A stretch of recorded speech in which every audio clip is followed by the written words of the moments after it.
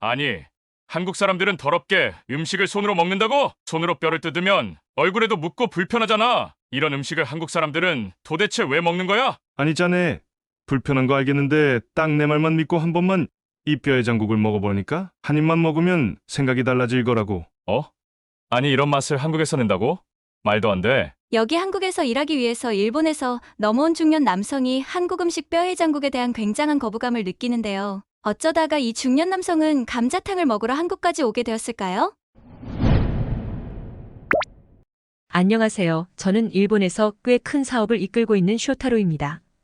현재는 일본에 주목받는 사업가로 활동하고 있지만 제 과거를 되돌아보면 그렇게 밝지만은 않았어요.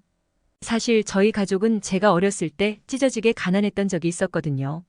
제 이야기를 잠깐 들려드리자면 제가 초등학교에 다니던 시절 저희 아버지는 건설 현장에서 노동자로 일하셨어요. 마침 그때 일본은 1960년대부터 1980년대까지 놀라운 경제 성장을 이루었고 건설 분야는 특히나 활발했던 시기였어요. 일본 전국에서 건설 프로젝트가 이어지면서 아버지는 그런 프로젝트에 인부로 투입되셨고 아버지의 노동 덕분에 저희 가정은 점차 안정적인 생활을 이어갈 수 있게 되었습니다. 그렇게 저희 가족은 가난에서 벗어나 평범한 생활을 즐길 수 있게 되었습니다. 어떻게 보면 아버지의 노력과 일본의 경제 성장은 저희 가족에게 큰 변화를 가져다 준 것이었죠. 가난했던 저희 가정은 아버지의 노동 덕분에 점점 생활 수준이 높아졌고 그 결과 저희 가족은 평범한 생활을 하게 되었습니다. 아버지께서는 일터에서 퇴근하시면 항상 몸에서 흘러나오는 땀 냄새가 느껴졌어요. 제가 어릴 때 못 모르고 아버지께 아빠 냄새가 너무 지독해요 라는 말을 정말 자주 했었는데 지금 생각해보면 그땐 왜 이렇게 철이 없었나 싶더라고요. 아버지의 그 땀 냄새는 누구보다 열심히 살았다는 노고와 열정을 의미했을 텐데 말이에요. 그때 당시 아버지는 그 땀 냄새를 굉장히 자랑스러워하시며 그것이 바로 성실함의 증표라고 여기시는 분이었습니다. 아버지는 일에 몸을 많이 쓰셔서 그런지 몰라도 굉장히 덩치가 크고 어깨가 넓으셨어요. 어렸던 저를 한 팔로 번쩍 드셨던 그 모습은 제게 있어서는 마치 슈퍼맨 같은 존재였죠. 그런 아버지의 모습은 제 머릿속에 깊이 새겨져 있습니다. 그 중에서도 특히 잊을 수 없는 기억이 있어요. 방학이 돌아오면 항상 아버지와 함께 가족 여행을 떠났어요. 그럴 때마다 차를 타고 멀리 떠나는데 그 길 위에서 아버지께서 건설에 참여하셨던 멋진 건물들이 보였어요. 아버지의 손길이 닿은 건물들이 그 거리를 가득 채우며 저희의 여행길을 더욱 즐겁게 만들었죠. 창 밖으로 보이는 그런 건물들은 모두 아버지의 열정과 노력이 담긴 작품들이었어요. 그런 건물들을 보며 아버지는 자랑스럽게 웃으시며 저기 보이는 그 건물, 아빠가 직접 지었어. 라고 말씀하셨거든요. 아버지의 그런 모습은 저에게 큰 자부심과 함께 동경의 감정을 느끼게 했던 것 같습니다. 차창 밖으로 스쳐 지나가는 그 건물들은 저에게 아버지의 열정과 노력을 보여주는 생생한 증거였어요. 아버지는 지금까지도 아침이면 일찍부터 일어나셔서 오늘의 작업 일정을 확인하시고 그에 맞춰 팀원들에게 지시를 내리시곤 해요. 건설 현장에 도착하면 아버지께 모든 노동자들이 존경의 표시를 한다고 하더라고요.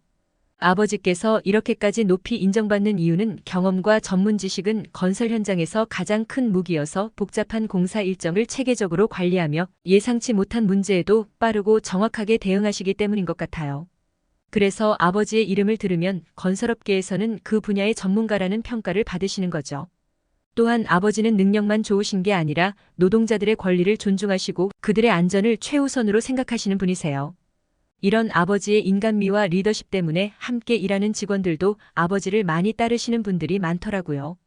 아무래도 아직까지 아버지께서 능력이 좋으시다 보니 최근에는 한국에서 건축 사업하시는 분이 한국에서 신도시가 지어지는데 그쪽에서 함께 일해보는 건 어떻겠냐고 제안하시는 게 아니겠어요? 그 신도시는 송도라는 곳인데 한국의 인천에 위치해 있으면서 세계에서 가장 잘 계획된 도시 중 하나로 알려져 있다고 하더라고요. 저는 한국이라는 나라도 낯설었기 때문에 더욱 열심히 찾아본 것 같아요. 송도는 한국의 인천에 위치한 국제적인 비즈니스 도시로 세계적으로 인정받고 있는 스마트 시티가 될 예정이고 최첨단 기술과 친환경적인 설계가 도시 전체에 적용될 거라고 하더라고요. 아버지께서 평소에 한국 건축물들에 대해 관심을 갖고 계셨는데 이번이 좋은 기회라고 생각하셨던 것 같아요. 하지만 저는 아버지와 함께 살면서 한 번도 떨어져서 살아본 경험이 없기 때문에 아버지께서 이런 제안을 거절하시지 않을까 생각했어요. 아버지께 어떻게 하실 거냐고 여쭤보니 아무래도 일하는 것에 굉장한 자부심을 느끼시는 분이셔서 그런지 가족들과 상의도 없이 냉큼 간다고 했다고 말씀하시더라고요. 그땐 어머니와 제가 아버지한테 얼마나 큰 서운함을 가졌는지 몰라요. 아버지께서 한국으로 떠날 결정을 내리실 때 그래도 조금이라도 상이라도 해주셨으면 마음의 준비라도 하고 마지못해 잘 다녀오시라고 했을 텐데 말이에요. 저는 괜히 한 번 더 가족과 이렇게 멀리하면서까지 왜 가야 하는지 여쭤보고 아버지를 붙잡으면서 가지 않으면 안 되냐고 설득을 해봤지만 아버지께서는 이제 나이가 들어서 몸이 예전처럼 따라주지 않기 때문에 이번 기회가 자신이 이 일을 할 수 있는 마지막 기회라고 생각하신다고 설명을 해주시더라고요. 아버지께서 얼마나 일을 사랑하고 계시는지 누구보다 잘 알고 있었기 때문에 더 이상 말릴 수 없었습니다. 아버지는 얼마나 오래 걸릴지 아무도 예측할 수 없는 프로젝트를 하러 떠나셨고 그런 아버지의 모습을 보면서 저는 무의식 중에 한국에 대한 심통이 났던 것 같아요. 왜냐하면 아버지께서 한국의 프로젝트를 위해 떠나신 이후에는 TV나 유튜브에 한국과 관련된 프로그램이나 뉴스가 나오면 저는 채널을 바꾸거나 아예 그런 것들을 쳐다보지도 않았죠. 진짜 그때는 한국의 한자라도 나오면 바로 다른 채널을 돌려버리곤 했습니다. 다행히 한국과 일본 사이의 거리는 그렇게 멀지 않아서 아버지가 자주 집으로 오실 수 있었어요. 아버지는 업무가 여유로워질 때마다 집으로 돌아와 가족과 함께 꼭 시간을 보내셨고 그런 아버지의 모습을 보면서 저는 아버지가 가족을 얼마나 아끼는지 다시 한번 느낄 수 있었습니다. 그리고 시간이 지나면서 저는 아버지의 사업 때문에 한국에 대한 악감정을 서서히 잊어가기 시작했습니다. 아버지의 사업이 잘 진행되면서 저는 한국에 대한 좋지 않은 감정들을 천천히 모두 내려놓을 수 있더라고요. 그러던 중 아버지의 한국 프로젝트도 거의 마무리 단계에 이르렀다는 소식을 듣게 되었습니다. 얼마나 기뻤는지 몰라요. 그땐 아버지와 어머니와 셋이서 함께 다시 살 수 있는 날이 얼마 남지 않았구나 생각이 들어서 말이에요. 그런데 아버지께서 갑자기 비행기표를 끊어줄 테니 이번에는 어머니를 모시고 한국에 와서 함께 여행을 해보는 것이 어떻겠냐고 제안을 하시는 게 아니겠어요? 예전이었으면 절대로 가지 않았을 한국이지만 이제는 한국에 대한 악감정도 사라지고 내심 저도 모르게 아버지께서 몇 년 동안 계셨던 곳이 궁금했기도 하고 어렸을 때처럼 아버지의 손이 닿은 곳을 구경하고 싶다는 생각이 들어 흔쾌히 알겠다고 했습니다. 어머니께도 말씀드렸는데 저와 같은 생각을 하시면서 너무 좋아하시더라고요. 그렇게 저는 어머니와 함께 한국에 가는 일정을 잡게 되었습니다. 한국에 도착하자마자 저와 어머니는 당연하게도 송도를 바로 가게 될 줄 알았는데 저희가 처음 가게 된 곳은 하남에 있는 스타필드였습니다. 한국에서 대형으로 만든 쇼핑몰이라고 하더라고요. 물론 일본에서도 여러 명품 브랜드들이 많이 있는 아주 큰 쇼핑몰인 긴자식스라는 쇼핑몰이 있는데 하남 스타필드의 규모는 이 긴자식스 쇼핑몰과는 비교도 안 되게 아주 큰 규모를 가지고 있었습니다. 하남 스타필드에 도착하고 나서 안내서를 읽는데 이곳에서는 쇼핑만 할 수 있는 것이 아니라 레저와 문화체험까지 즐길 수 있는 복합문화 공간이라는데 단순하게 문화체험을 할 수 있는 것뿐만이 아니라 영화관과 미니 아쿠아리움 그리고 스포츠 시설까지 한 번에 마련되어 있었고 그 안에 맛집도 많이 있어서 너무 좋았습니다. 제일 인상 깊었던 건 아쿠아필드라는 찜질방이었던 것 같아요. 한국은 극심한 한파 때문에 추운 날씨였지만 여기서는 따뜻한 찜질 스파도 할 수 있고 워터파크도 있어서 따뜻한 물에서 즐길 수 있었는데 너무나도 멋진 뷰를 보면서 푸스파를 하니 이리저리 돌아다닌 피로도 싹 풀리더라고요. 하남 스타필드에서 인상 깊었다고 생각한 부분은 이마트 트레이더스라는 아주 큰 한국마트가 있다는 것이었습니다. 물론 일본에서도 코스트코가 있긴 하지만 한국처럼 이렇게 자체적으로 만든 큰 창고형 마트는 없거든요. 이마트 트레이더스를 둘러보면서 가장 좋은 점은 코스트코와 다르게 연회비를 내지 않는다는 것이었어요. 하남 스타필드를 오는 모두가 제한 없이 이렇게 큰 창고형 한국마트를 즐길 수 있다는 것에서 이미 메리트가 크다고 느꼈습니다. 아버지는 동료분들과 함께 지내면서 음식을 많이 먹게 되니 주변에 있는 이마트 트레이더스에 가셔서 한꺼번에 대량으로 사와서 많이 드셨다고 하시더라고요. 가격도 싸고 쉽게 만들 수 있는 음식도 많아서 저와 어머니에게 맛보게 해주고 싶었고 일본에 가면 한국마트인 이마트 트레이더스에 파는 음식을 먹기 힘드니 돌아갈 때 가져가고 싶다고 한가득 골라서 카트에 담으셨더라고요. 그렇게 하남 스타필드 이곳 저곳을 돌고 돌아 마지막으로 도착한 곳은 명품관이었습니다. 어머니께는 예전부터 어머니와 잘 어울리는 가방을 봐서 꼭 선물해주고 싶었다고 말씀하시면서 예쁜 명품 가방을 선물하셨고 저에게는 아주 비싼 시계를 손목에 차주시는 것 아니겠어요? 자기 때문에 어렸을 때부터 고생 많았고 앞으로도 제가 이 시계를 보면서 항상 시간을 소중하게 생각하면서 하루를 보냈으면 하는 생각에 시계를 선물로 주신다고 말씀하시더라고요. 저와는 너무 잘 어울리는 시계였습니다. 아버지께 가지 말라고 투정 부리던 그때가 생각나서 너무 죄송스럽고 이때까지 저에게 이 시계를 선물을 주기 위해 열심히 골랐을 아버지 모습을 생각하니 한참을 눈물을 흘렸던 것 같네요. 저녁이 되자 아버지께서는 한정식을 예약했다고 되게 근사한 곳으로 저와 어머니를 데리고 갔습니다. 한옥으로 되어 있는 곳이었는데 한정식으로 유명한 집이라고 하더라고요. 처음에 한두 가지도 아니고 상다리가 부러질 것 같이 20개나 되는 반찬들이 나와서 처음에는 너무 놀랐습니다. 아버지께서 무리를 하면서 여기에 데려오신 게 아닌가 하고요. 하지만 가격을 보니 그렇게 많이 비싸지 않았던 것으로 기억합니다. 이것저것 나물 반찬을 맛보면서 깔끔하다고 느끼는 와중에 메인 음식인 떡갈비가 나오는데 달달하고 쫀득하니 계속 젓가락이 가는 거 아니겠어요? 아주 배부르게 음식을 먹고 숙소에 가서 하룻밤을 보냈답니다. 다음 날에는 아버지께서 몇 년 동안 열심히 일을 하신 송도로 가게 되었습니다. 아버지께서는 이곳저곳 자신의 손이 닿지 않은 곳이 없다면서 뿌듯해하시면서 여러 곳을 보여주셨습니다. 그때 제가 본 송도는 정말 깨끗한 도시였어요. 정말 높은 건물들의 아파트가 많이 들어서 있었고 송도 컨벤시아라는 멋진 건물도 있었습니다.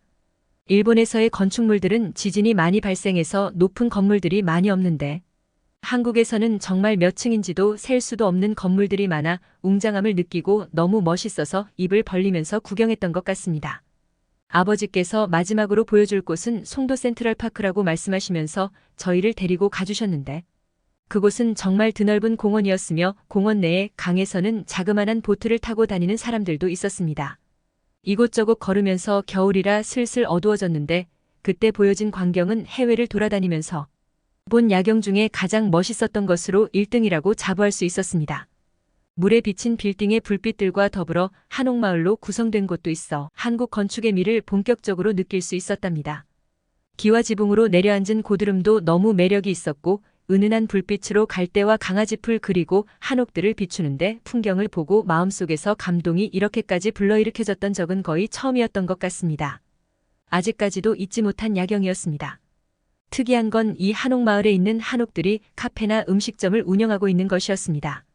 당연히 누군가 살고 있거나 숙소일 줄 알았는데 한국은 음식점이나 카페도 이렇게까지 멋스럽게 건물을 지어서 운영한다는 걸 보고 얼마나 경악했는지 모릅니다. 마침 한옥마을에 음식점도 있으니 출출해서 아버지께 저녁을 먹으러 가자고 말씀드렸는데 아버지께서는 고개를 저으면서 마지막 음식은 저희에게 꼭 먹여주고 싶은 음식이 있다면서 어딘가로 데려가시는 게 아니겠어요? 어제 먹은 한정식이 너무 맛있어서 오늘은 또 어떤 맛집을 데려가 주시려나 기대를 많이 하고 있었는데 송도 쪽에서 보기 힘든 좀 허름한 뼈해장국집을 데려가 주시는 게 아니겠어요?